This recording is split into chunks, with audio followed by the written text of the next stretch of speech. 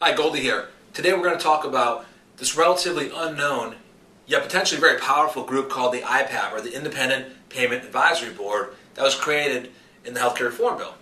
Now, what they are is an independent panel of 16 people that are appointed by the President and then confirmed by the Senate. And what they're charged with doing, what their role is to implement a ceiling on how much money the government spends on Medicare each year.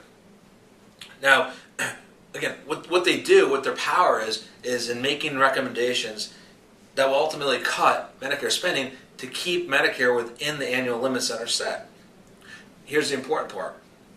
This group is so powerful that it will literally take an act of Congress to override any of the recommendations that they make.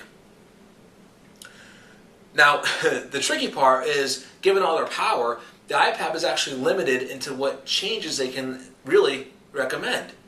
So, realistically, the only ways that they can reduce Medicare spending is by placing cuts on how much payments are made to healthcare providers that treat Medicare patients.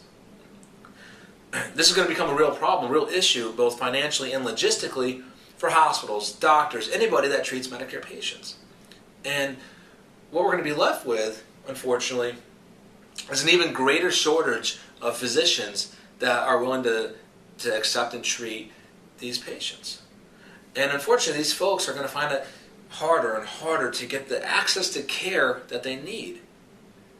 And as a result, what we're going to be left with are less doctors to choose from, waiting rooms filled with long lines of people trying to get seen, and the potential for the quality of care to go down, to decrease. The reason for that is actually quite simple. See, the amount of money that doctors will be paid to treat these patients is actually going to decrease so much that in order for it to make sense for them, they're going to have to see as many patients as possible. By doing that, they're going to have to trade in the amount of time that they spend with each patient in exchange for a larger quantity of patients. And that model is ripe for problems to exist and for the quality of care to go down. Thank you. We'll talk to you next time.